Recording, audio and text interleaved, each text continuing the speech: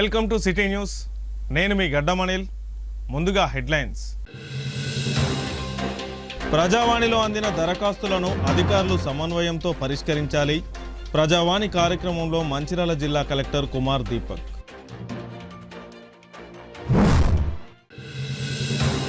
లక్షటిపేట ప్రభుత్వ ఆసుపత్రిని సందర్శించిన ఎమ్మెల్యే కొక్కిరాల ప్రేమ్సాగర్ రావు.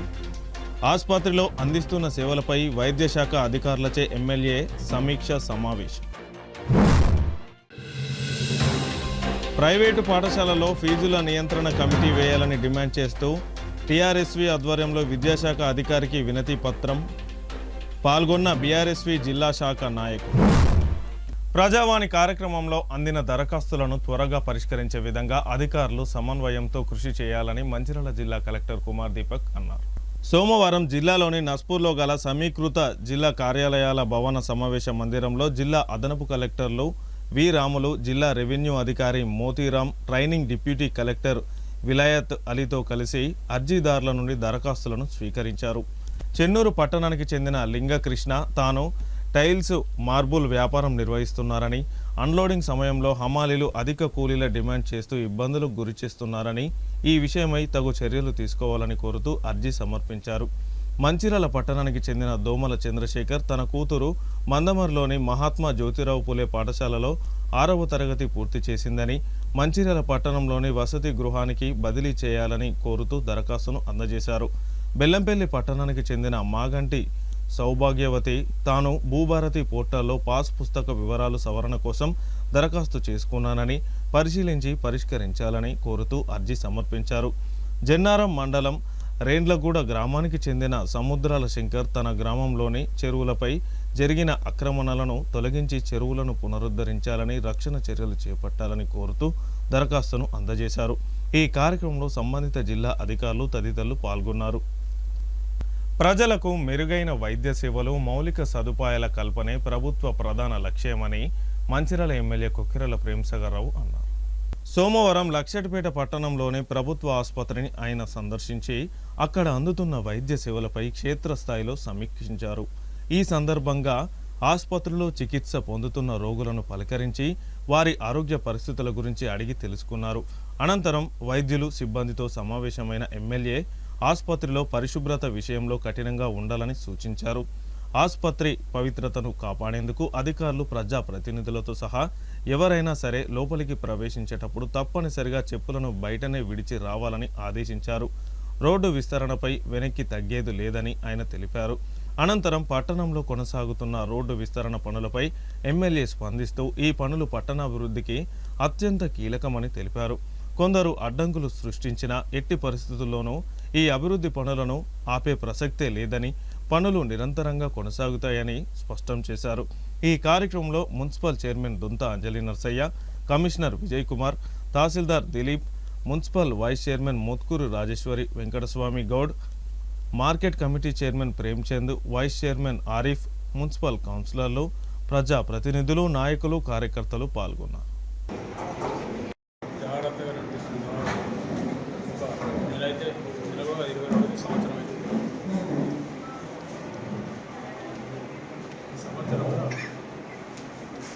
జిల్లాలో ఉన్న జీజీహెచ్ గవర్నమెంట్ జనరల్ దానికి ఓపీలు దాదాపు 6,000 పై ఓపీ చేసి 6,000 పైన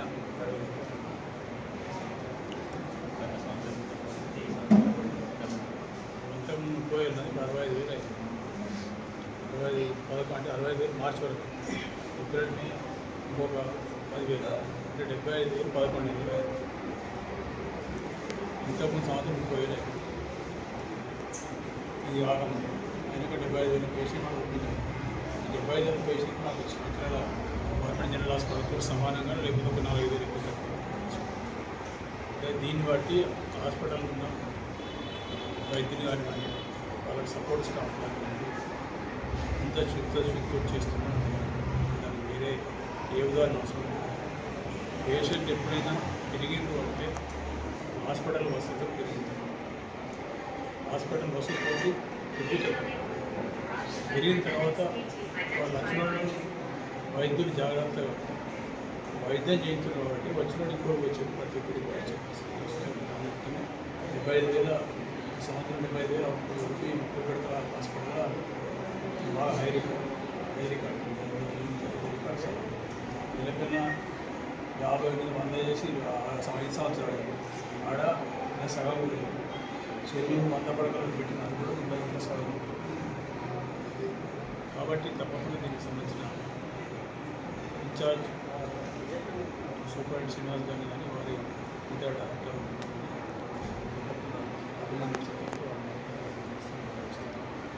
దీంతో పాటు సెక్యూరిటీ స్టాఫ్ కూడా support staff sanitation staff treatment వైద్యం బాగాలేదు ఇవ్వడం ఒకసారి పేషెంట్ వచ్చిన మళ్ళీ వైద్యం బాగుంటుంది. దీంతో పాటు ఇక్కడ మా నాయకులు అందరూ మా నాయకులు చెప్తున్న పేషెంట్ కూడా ఈ మధ్య ఏదో చెప్పలేడు చెప్పిన చాలా సార్లు పాటించాను. లాస్ట్ 2 నెలల నుంచి ఇవ్వడం జరుగుతుంది. వేసుకొని వచ్చి ఎవరు మాట్లాడితే చేస్తారు ఎవరు చెప్తారు వీళ్ళని బట్టి సబ్ ఇన్స్పెక్టర్ పోలీసులు చెప్పడం వాళ్ళు ఎవరు నేనైనా మంచిది నేను నాకు అర్థం తప్పదిగా తీసుకుని ఎప్పుడైనా మంచిగా చైర్మన్ కనుక కౌన్సిలర్ చైర్మన్ లీడర్ ఎవరైనా కూడా చెప్పులు పద్ధతి ప్రకారం వ్యక్తిగా కూడా కాదు కింది మధ్యలో 5-6 మధ్యలో ఈ 1-2 మంత్స్లో జరిగినాయంట. అటువంటి ఎవరు చెప్పుడు అవసరం లేదు. వాళ్ళకు కొడుకులు మంది కూడా పెట్టి డైరెక్ట్ కొడుకులు మంది వాళ్ళకి ఎంత పెద్ద చెప్పి గౌరవిస్తారు.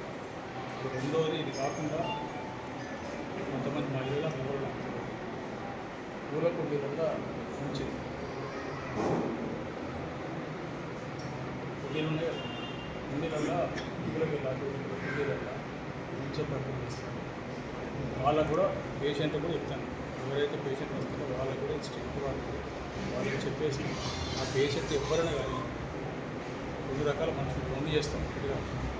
ఒకటేమో ఎవరైతే ఉంచారో అది ఉంచితే వాళ్ళే మొత్తం క్లీన్ చేసి కడిగి ఆ మట్టి తెచ్చిపోయి ఆ చెట్టు పెట్టేది మొదటి మనుషులు.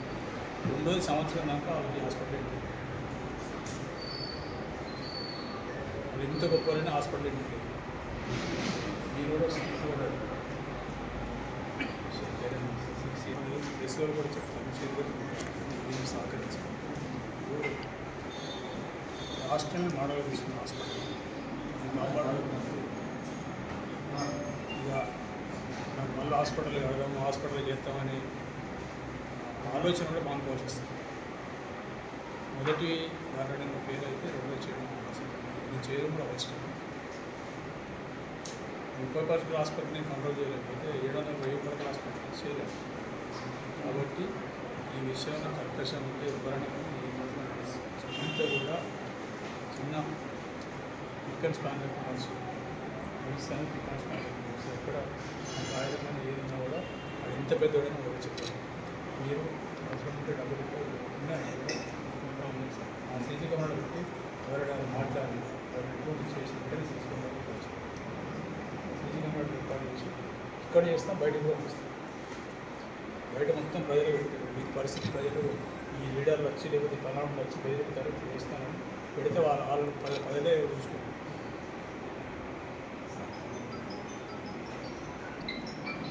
ఈ కాడ నుంచి ఇవాళ చెప్పచ్చు ప్రతి ఇంట్లో ఒక్కసారి ఏదో తిని సడన్గా వస్తుంది సర్ప్రైజ్గానే వస్తుంది హాస్పిటల్ అనేది ఇప్పటికీ పర్లేదు వస్తుంది.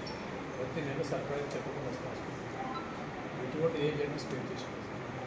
దీనికన్నా వేరే చెప్పేది మార్కెట్ రోడ్ గురించి చూస్తున్నాం. ఆల్రెడీ ఎట్లేసారు ఒక్కరిద్దరు ఇబ్బంది పెడితే ఇబ్బంది ఇక్కడ దీంతో ఒక్కరి కోసం ఏ వస్తారో అది ఎంత గొప్పడైనా దానికి ప్రతి దానికి మాకు కూడా ప్లాన్ ఏమైనా ప్లాన్ పే చేసుకుంటాం. వాళ్ళు కూడా వ్యాపారాలు చేస్తారు. ఆ వ్యాపారాల్లో ఎన్ని కల్తీ విత్తనాలు కల్తీ పెస్టిసైడ్ చేస్తాం మాకు ఇది తెలుసు. కోర్టు కూడా వచ్చి court follow the due process of law follow the due process of law meaning తెలుసు.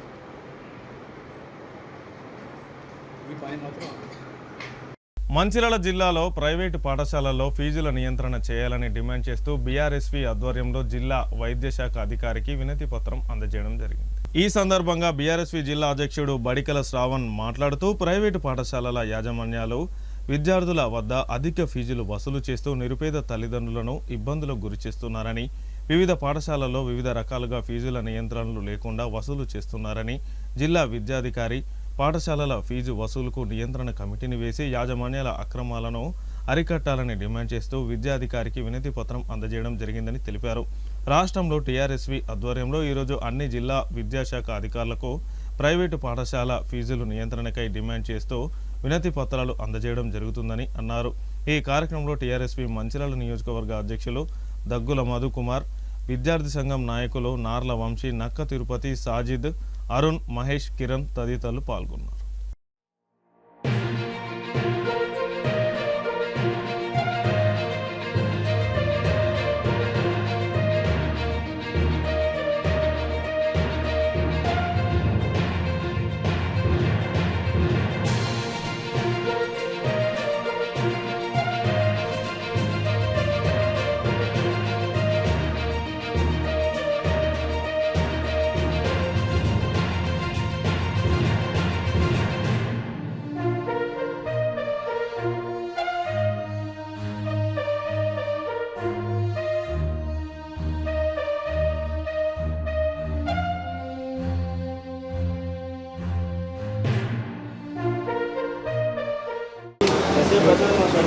మరి అలా పేద మధ్యతరగతి చెందినటువంటి విద్యార్థులను చదువుకోవాలంటే అబ్బో ప్రైవేట్ పాఠశాల అనే విధంగా దోపిడీ చేస్తున్నటువంటి ప్రైవేటు పాఠశాలల్లో ఫీజులను నియంత్రించాలని చెప్పి బీఆర్ఎస్ విద్యార్థి విభాగం రాష్ట్ర అధ్యక్షులు గిల్లు శ్రీనివాస్ యాదవ్ గారు, మంచిర్యాల జిల్లా బీఆర్ఎస్ పార్టీ అధ్యక్షులు విద్యార్థి నాయకులు బాల్క సుమన్ గారి ఆదేశాల మేరకు ఇలా రాష్ట్ర వ్యాప్తంగా కూడా అన్ని జిల్లాలలో జిల్లా విద్యాశాఖ అధికారులకు ఫీజులను నియంత్రించాలని చెప్పి వినతి పత్రం ఇచ్చేటువంటి కార్యక్రమానికి స్వీకారం చుట్టడం జరిగింది. మరి రాష్ట్ర కమిటీ ఇచ్చినటువంటి పిలుపు నేపథ్యంలో మంచిర్యాల జిల్లాలో ఇక్కడ ఉన్నటువంటి విద్యాశాఖ అధికారికి కూడా మేము ఇలా వినతి పత్రం ఇచ్చిన బీఆర్ఎస్వి ఆధ్వర్యంలో ఏంది అనంటే ఇక్కడ ఉన్నటువంటి ప్రైవేట్ పాఠశాలలు ఏదైతే అక్రమంగా ఫీజులు వసూలు చేస్తూ కేవలం విద్యను వ్యాపారంగా చేసుకుని ధనార్జనే ధ్యేయంగా పనిచేస్తున్నటువంటి ప్రైవేట్ పాఠశాలలో నియంత్రణ కమిటీని వేయాలని చెప్పి మరి ప్రభుత్వం ఏదైతే చెప్పిందో ఈ ప్రైవేట్ పాఠశాలలో ఫీజుల కోసం నియంత్రణ కమిటీ వేస్తాం, ఫీజులు తగ్గిస్తాం, పేద మధ్య బలహీన వర్గాలకు చెందినటువంటి విద్యార్థులకు తల్లిదండ్రులకు చదువు భారం కాకుండా చూస్తామని చెప్పినటువంటి ముఖ్యమంత్రి విద్యాశాఖ మంత్రి రేవంత్ రెడ్డి మాట తప్పి ఇలా ప్రైవేట్ పాఠశాలలకు వత్తాసు పలుకుతూ ఇలా విద్యార్థులను తల్లిదండ్రులను కూడా మోసం చేయడం జరుగుతూ ఉన్నది. ఈ ముఖ్యమంత్రి విద్యాశాఖ మంత్రికి మేము ఒకటి డిమాండ్ చేస్తూ ఉన్నాం. ఈ తెలంగాణ ప్రాంతంలో ఉన్నటువంటి విద్యార్థులన్నా మీకు పట్టింపు లేదు, మరి వారి తల్లిదండ్రులన్నా కూడా పట్టింపు లేదు.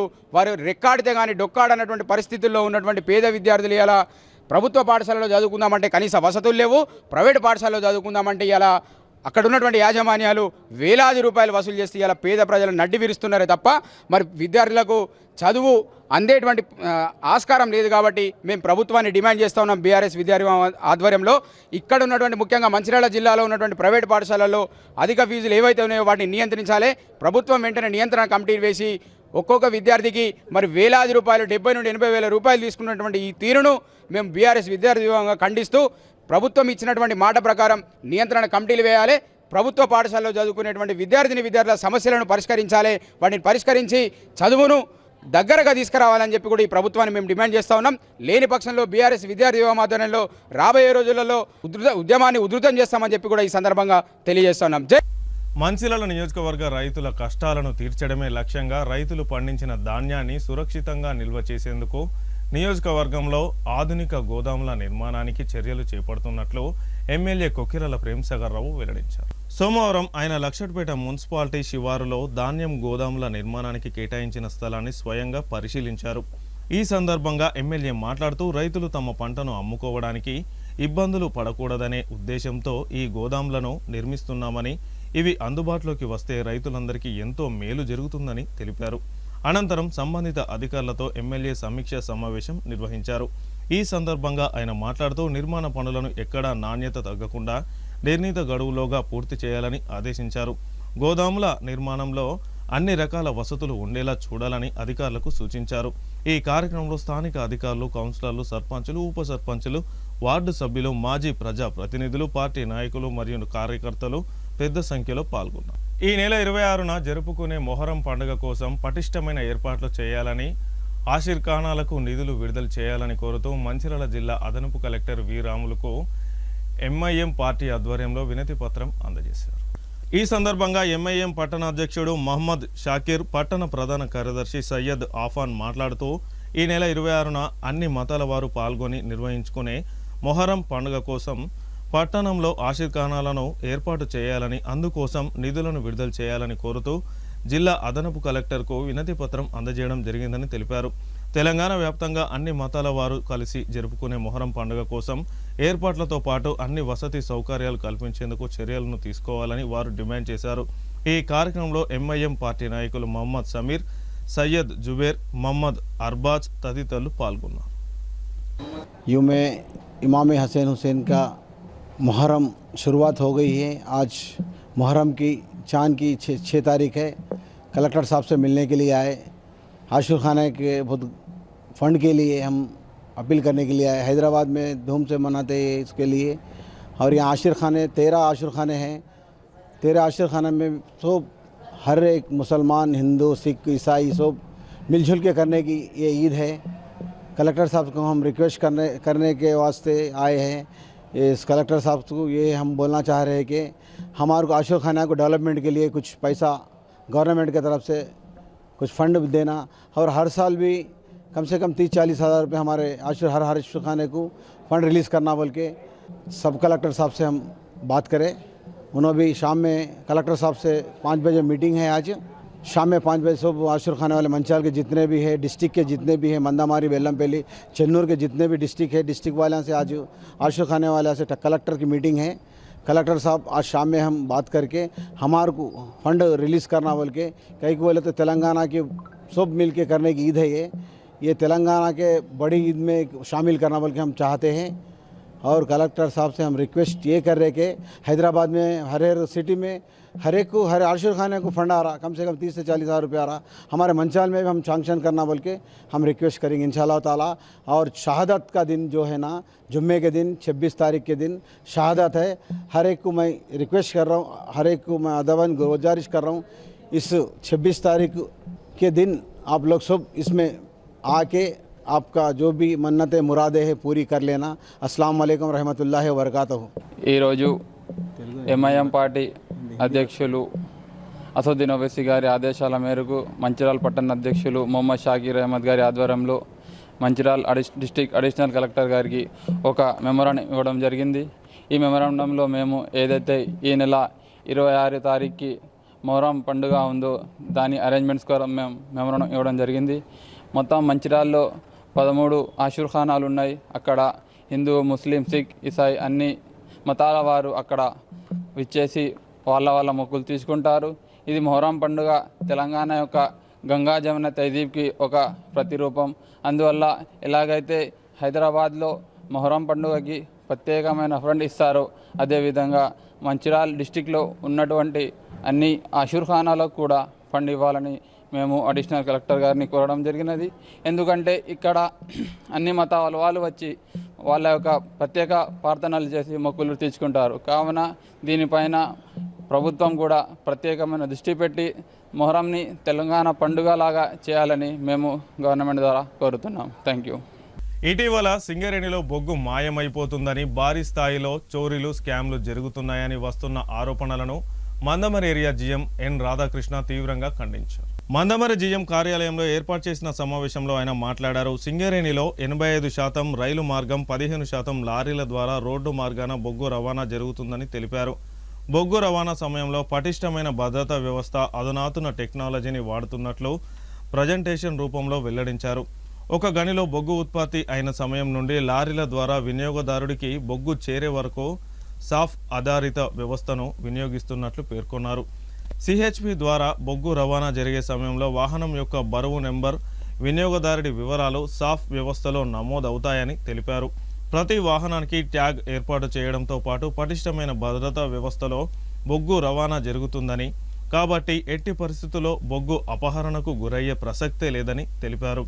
అలాగే RFID, GPS, CCTV, coalnet, electronic weighing bridge security, flying squad, hologram చలనాలు, టాస్క్ ఫోర్స్ పర్యవేక్షణ నడుమ బొగ్గు రవాణా జరుగుతుంది. కాబట్టి అంకిత భావంతో పనిచేస్తున్న కార్మికులు, ఉద్యోగులు అపోహలు నమ్మవద్దని సూచించారు. ఈ సమావేశంలో SO2 GM GL Prasad, KKOC PO Rambabu, KK group agent Khadir, agent SK group Santosh, senior PO Satyanarayana, quality అధికారి ప్రదీప్ పాల్గొన్నారు. సాయంకాలం ఈరోజు ప్రత్యేక విలేకరుల సమావేశం ఏర్పాటు చేయడం జరిగింది మన మందమరి ఏరియా.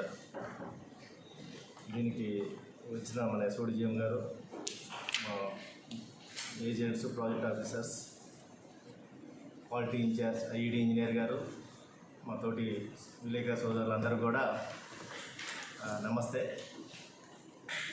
ఈ ప్రత్యేక విలేకరుల సమావేశం ఎందుకు ఏర్పాటు చేయడం జరుగుతుందంటే, ఈ మధ్య మీరు చూస్తున్నారు మన కంపెనీ మీద అన్నెసెసరీ కొన్ని అపోహలు సృష్టిస్తున్నారు. దానికి మన కంపెనీలో పనిచేసే కార్మికులు కావచ్చు, ఈ కోల్ డిస్ట్రిక్ట్స్ ఎక్కడైతే ఉన్నారో వాళ్ళలో కొన్ని ఒక అపోహ అనేది ఉన్నది. కానీ అదన్నీ తప్పని ఈ సందర్భంగా మేము చెప్పదలుచుకోవడానికి ఇక్కడ ఈ మీటింగ్ ఏర్పాటు చేయడం జరిగింది. సింగరేణి సంస్థ ఎన్నో సంవత్సరాల బట్టి పనిచేస్తుంది, మీ అందరికీ తెలుసు. ఏ టెక్నాలజీ వచ్చినా కూడా ఫస్ట్ మన సింగరేణిలోనే ఇంట్రడ్యూస్ చేస్తున్నాం. అటువంటి ఒక టెక్నాలజీ మన బొగ్గు రవాణా, బొగ్గు ఏదైతే ట్రాన్స్పోర్ట్ చేస్తామో మన సింగరేణిలో ఫస్ట్ మనము అటువంటి సిస్టమ్ పెట్టుకుంటాం జరిగింది. ఇక్కడ ప్రతి టన్ను కూడా, ప్రతి కేజీ ఆఫ్ ఎక్స్ప్లోజివ్ కూడా అకౌంటింగ్ ఉంటుంది. ఆ ట్రాన్స్పోర్ట్ సిస్టమ్ ఏ విధంగా ఉంటుంది మీకు ఇప్పుడు ప్రజెంట్ PPT ద్వారా మీ అందరికీ కూడా క్లియర్గా ఎక్స్ప్లెయిన్ చేస్తాను. ఆ యొక్క సాంకేతిక అత్యాధునికంగా ఏదైతే వాడుతున్నామో, మన మందమరి ఏరియాకి వస్తే మన దగ్గర KKOC, Kasipet 1, Kasipet 2, Shantikhani, KK5 mines ఉన్నాయి. దీనిలో 99% మనము రైల్వే ద్వారానే ట్రాన్స్పోర్ట్ అవుద్ది. మిగతా ఓన్లీ 1% అంటే ఒక 500 టన్స్ నుంచి 800 టన్నులు PHD లారీల ద్వారా పోతూ ఉంటుంది. ఈ యొక్క రైలు మన RKP CSP అని ఉంది. అది మన KKOC నుంచి సుమారుగా 10 కిలోమీటర్లు. అదే కాశీపేట 1, 2 అది ఆల్మోస్ట్ అక్కడ నుంచి ఒక 15 కిలోమీటర్లు. మన కాశీపేట 1 నుంచి శ్రీరాంపూర్ CSPకి పోతుంది. శాంతికని మైన్ నుంచి గొల్లెటి CSPకి పోతుంది. ఇది మన దగ్గర ఉన్న రవాణా వ్యవస్థ. సుమారుగా రోజుకి 8,000 టన్నులు బొగ్గు మనకి ఉత్పత్తి అవుతుంది. ఇవన్నీ కూడా మనం డిస్పాచ్ చేస్తూ ఉంటాం. ఈ డిస్పాచ్ చేసినప్పుడు ఏ విధంగా మన కంట్రోల్ మెజర్స్ ఉన్నాయి అనేది మీ అందరికి క్లియర్గా పిక్చర్ రూపంలో ప్రజెంటేషన్లో మీకు అందరికీ ఒకసారి ఎక్స్ప్లెయిన్ చేస్తాం. మీ ద్వారా ఈ అపోహలు ఏదైతే ఉందో అవన్నీ పోగొట్టాలి. మన కార్మికులు కావచ్చు, చుట్టుపక్కల ఉన్న ప్రజలకి తెలియజేయాలని సందర్భంగా మిమ్మల్ని కోరుకుంటున్నాం. ఇంత మంచి వ్యవస్థ ఉన్న సింగరేణిలో ఎటువంటి ఒక అర కేజీ కాదు, పావు కేజీ కాదు, ఒక బొగ్గు పిల్ల కూడా పోవడానికి ఆస్కారం లేదు. ప్రతిదానికి ఇక్కడ అకౌంట్ క్లియర్గా షాప్ సిస్టమ్ అని ఒకటి ఉన్నది. కెమెరాలో రికార్డింగ్ అవుతుంది. ఇంత మంచి సిస్టము ఉంది కాబట్టి మీ ద్వారా ఇటువంటి అన్నెసెసరీ బ్లేమ్ చేయటం అనేది మానుకోవాలని, మన కంపెనీ ఇంకా ముందుకు పోవాలంటే ఇంకా కొత్త బ్లాక్స్ ఓపెన్ చేసి ఇక్కడ పనిచేసే కార్మికులు కావచ్చు, నియర్ బై విలేజెస్ వాళ్ళకు కావచ్చు, ఎన్నెన్నో ఫెసిలిటీస్. ఇవాళ కూడా మన SDGలో ఒక ప్రోగ్రామ్ జర్మనీ లాంగ్వేజ్ గురించి మినిస్టర్ గారు వచ్చారు. అక్కడ కూడా చెప్పడం జరిగింది. సింగరేణి చేసే ఎన్నెన్నో CSR యాక్టివిటీస్ కావచ్చు, DMFT ఫండ్ కావచ్చు. ఈ విధంగా మన సింగరేణి మంచిగా ఉంటేనే చుట్టుపక్కల ఉన్న గ్రామాలు కావచ్చు, మన మైనింగ్ ఉన్న ఏరియా ఇంకా డెవలప్ కావడానికి ఆస్కారం ఉంది. మంచిర్యాల జిల్లా అంతర్జాతీయ మాదక ద్రవ్యాల వ్యతిరేక దినోత్సవం సందర్భంగా చెన్నూరు పట్టణ కేంద్రంలోని SRR ఫంక్షన్ హాల్లో పోలీసుల ఆధ్వర్యంలో మాదక ద్రవ్యాల నివారణపై ప్రత్యేక అవగాహన కార్యక్రమం నిర్వహించారు. విద్యార్థులకు గంజాయి మరియు ఇతర మత్తు పదార్థాల వల్ల కలిగే దుష్పరిణామాలపై ACP వెంకటేశ్వర్లు అవగాహన కల్పించారు. ఈ సందర్భంగా ACP వెంకటేశ్వర్లు విద్యార్థులను ఉద్దేశించి మాట్లాడుతూ మాదక ద్రవ్యాలు యువత భవిష్యత్తును నాశనం చేస్తాయని, వ్యసనాలకు బానిసైతే వ్యక్తిగత జీవితం, కుటుంబం, సమాజంపై తీవ్ర ప్రభావం పడుతుందని అన్నారు. విద్యార్థులు లక్ష్య సాధనపై దృష్టి సారించి చెడు స్నేహాలు, మత్తు పదార్థాలు మరియు ఇతర దుర్వ్యసనాలకు దూరంగా ఉండాలని సూచించారు. అనంతరం విద్యార్థులందరితో మాదక ద్రవ్యాలు, మత్తు పదార్థాలు మరియు చెడు వ్యసనాలకు దూరంగా ఉంటామని, వాటి నిర్మూలనకు తమ వంతు కృషి చేస్తామని ప్రతిజ్ఞ చేయించారు. డ్రగ్స్ రహిత సమాజ నిర్మాణంలో యువత కీలక పాత్ర పోషించాలని పిలుపునిచ్చారు. ఈ కార్యక్రమంలో చెన్నూరు సిఐ బన్సీలాల్, ఎంఆర్ఓ, విద్యాధికారి, మున్సిపల్ కమిషనర్, మున్సిపల్ చైర్మన్ తదితరులు పాల్గొన్నారు. నిల్వ ఉంచను మరియు ప్రోత్సహించను. మత్తు అనేది మత్తు అనే పదార్థానికి మత్తు పదార్థం దేని అంటున్నాం మనం? అబ్బాయి మత్తు పదార్థం అని దేని అంటాం? ఎందుకు మత్తు పదార్థం అంటున్నాం? దాన్ని నువ్వు అన్నం కూడా తింటాం, అన్నం తిన్నట్టు అన్నీ తింటున్నాం. అన్నం తింటే మత్తు వస్తుందా? రోజు చేసే భోజనంలో మత్తు వస్తుందా? సరే, మనం ఛాయ్ తాగితే మత్తు వస్తుందా? టీ తాగుతాం, టీ పొడి ఏంది? టీ పొడి ఏముంటుంది? అది కూడా ఒక ఉత్ప్రేరకమే. మనిషి రెండు రకాలుగా ఉంటాయి. మత్తు అంటే ఉత్ప్రేరకం ఏదైతే ఉంటుందో దానివల్ల ఏమవుతుందంటే కొన్ని మత్తు పదార్థాలు తీసుకుంటే మనిషి మైనస్ అంటే ఉన్న యాక్టివ్ కంటే లోపలికి వెళ్ళిపోతాడు, అంటే మైనస్ వెళ్ళిపోతాడు. ఉదాహరణకు మనం బీరు తాగినా, తర్వాత ఈ ఆల్కహాల్ ఏం తాగినా కూడా మనం మత్తులో వెళ్ళిపోతాం, అంటే నిద్రావస్థకి వెళ్ళిపోతాం. కానీ టీ కానీ, తేయాకు కానీ, తర్వాత పొగాకు కానీ, గంజాయి కానీ, ఇవన్నీ కూడా చెట్ల నుండి వచ్చేది. ఇవి ఎవ్వి తీసుకున్నా కూడా మనము మత్తులో కంటే మన ఉత్ప్రేరకం అంటే మన నాడీ వ్యవస్థను ఏం చేస్తారంటే ఒక 4 గంటలు యాక్టివ్ చేసేస్తారు.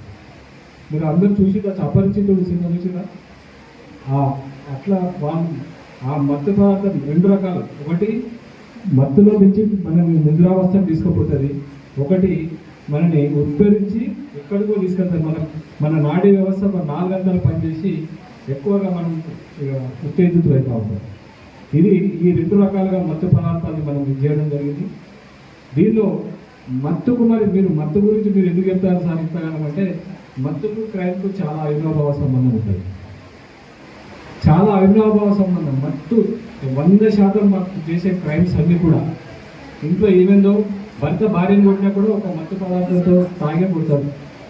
లేదు ఒక పిల్లోడు పోసుకుంటూ ఉంటాడు. ఎందుకురా బాబు అంటే వానికి ఆ టైంకు డ్రగ్స్ దొరకకపోతే చేతులు పోసుకుంటూ ఉంటాడు. అమ్మాయి మాట్లాడకపోతే చేతులు పోసుకుంటూ ఉంటాడు ప్రేమించిన లవర్. లేదు ఆయనకు కావాల్సిన వస్తువు తండ్రి ఇవ్వకపోతే కూడా చేతులకు బ్లేడ్ బట్టి కోసుకొని పిచ్చిగా చేస్తూ ఉంటాడు. 80% మేము గంజాయి పట్టుకున్నాం, గంజాయి అలవాటు ఉన్న క్రైమ్ చేసేటోళ్ళని మనం ఇచ్చేస్తే లేపంటే కావాలి ఉండేది వాడు. అందుకే ఆ టెండెన్సీలో వెళ్ళిపోతూ ఉంటారు. మత్తులో వాడు ఏం చేస్తాడో వాడికే తెలియదు. ఒక జంతు ప్రవృత్తికి అలవాటు పడిపోతూ ఉంటాడు. కాబట్టి దయచేసి మత్తు పదార్థం అనేది సమాజంలో ఒక చట్టబద్ధమైన సమాజంలో, ఒక నడవడికమైన సమాజంలో, ఒక నాగరికతలో మత్తు పదార్థం అనేది నాటి కాలం నుంచి కూడా మనం చూస్తున్నాం. అప్పుడు కౌటిల్యుడు చెప్తాడు, ఒక దేశాన్ని నాశనం చేయాలంటే యుద్ధం చేయాల్సిన అవసరం లేదు. అక్కడ బెల్లంపల్లి పట్టణ మండల పరిసర ప్రాంతాల ప్రజలకు 2వ ఫ్రీజర్ అందుబాటులో ఉంటుందని Bellampalli Tilak ground walkers association సభ్యులు పేర్కొన్నారు. బెల్లంపల్లి పట్టణంలోని పోచమ్మ చెరువు వద్ద ఫ్రీజర్ను కొబ్బరికాయ కొట్టి సభ్యులు ప్రారంభించారు. ఇప్పటికే తమ అసోసియేషన్ ఆధ్వర్యంలో వైకుంఠధామం ఫ్రీజర్ను ఏర్పాటు చేసి సేవలు అందిస్తున్నట్లు పేర్కొన్నారు. సకాలంలో చాలా మందికి ఫ్రీజర్ అందుబాటులో లేకపోవడంతో దాతల సహకారంతో ఫ్రీజర్ను కొనుగోలు చేసినట్లు వారు వెల్లడించారు. ఈ అవకాశాన్ని పట్టణ ప్రజలు సద్వినియోగం చేసుకోవాలని సూచించారు.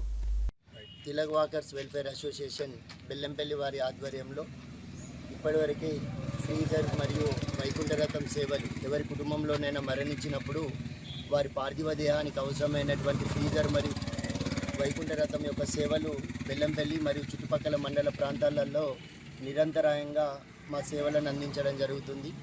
అయితే ఇటీవల కాలంలో గత ఒక 6 నెలల కాలంలో చుట్టుపక్కల మరియు బెల్లంపల్లి మండలంలో ఆ ఎండ తీవ్రత వల్ల కావచ్చు, అనారోగ్యాల వల్ల కావచ్చు, ఎక్కువ మరణాలు సంభవించినప్పుడు ఒకేసారి 2-3 కుటుంబాలలో మరణాలు సంభవించినప్పుడు ఫ్రీజర్ను ఒకే వైపు అందివ్వడం జరిగింది. మిగతా వారికి సేవలను అందించలేకపోయాం.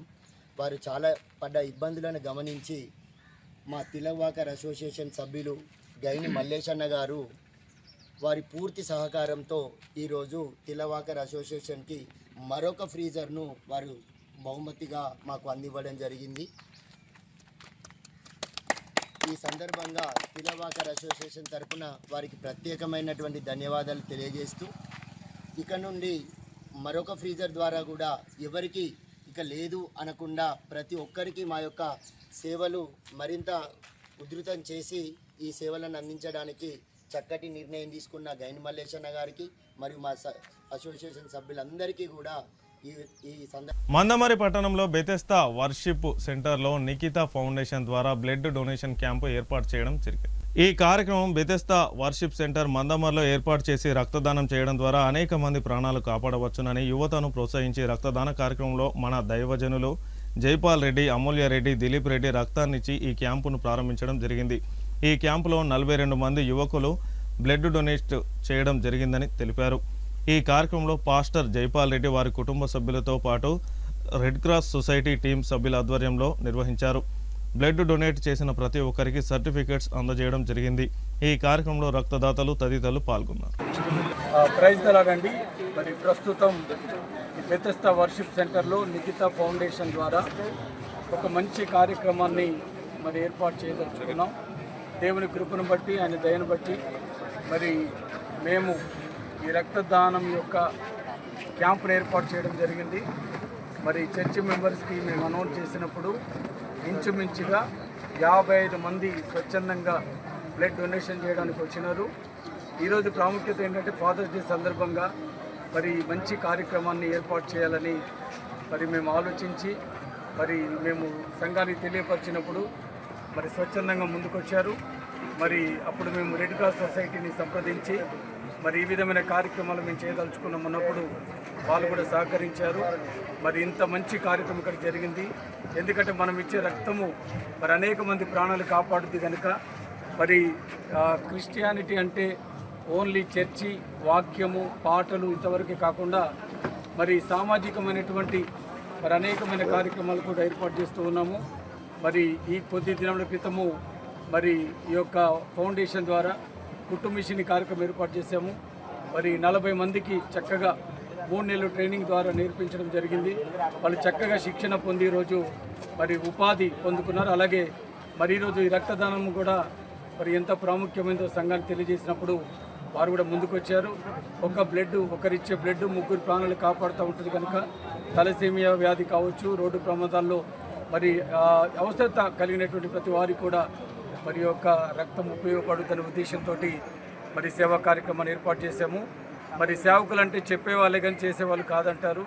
మరి నేను మా బాబు, మా మిస్సెస్ కూడా మరి బ్లడ్ డొనేట్ చేయడం జరిగింది. మరి ఈ కార్యక్రమంలో ప్రతి ఒక్కరు కూడా మరి ఎంతో సంతోషంగా ఈ బ్లడ్ ఇచ్చే కార్యక్రమంలో పాల్పొందారు. అందరూ బట్టి ప్రభునామాన్ని స్తుతిస్తూ ఉన్నామండి. ఇప్పుడు ఈ సమయంలో మరి ప్రతి ఒక్కరు కూడా మేము తెలియపరిచేది ఏంటంటే రక్తదానం చేయడం అనేది. వార్తలు ముగించే ముందు హెడ్లైన్స్ మరొకసారి. ప్రజావాణిలో అందిన దరఖాస్తులను అధికారులు సమన్వయంతో పరిష్కరించాలి.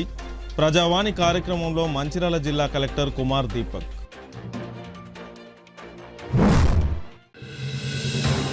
లక్షటిపేట ప్రభుత్వ ఆసుపత్రిని సందర్శించిన ఎమ్మెల్యే కొక్కిరాల ప్రేమ్సాగర్ రావు. ఆసుపత్రిలో అందిస్తున్న సేవలపై వైద్యశాఖ అధికారులచే ఎమ్మెల్యే సమీక్ష సమావేశం. ప్రైవేటు పాఠశాలలో ఫీజుల నియంత్రణ కమిటీ వేయాలని డిమాండ్ చేస్తూ టీఆర్ఎస్వి ఆధ్వర్యంలో విద్యాశాఖ అధికారికి వినతి పత్రం. పాల్గొన్న బీఆర్ఎస్వి జిల్లా శాఖ నాయకులు. సిటీ న్యూస్ ఇంతటితో సమాప్తం. తిరిగి ప్రసారమయ్యే సిటీ న్యూస్లో మళ్ళీ కలుసుకుందాం. అంతవరకు సెలవు. నమస్కారం.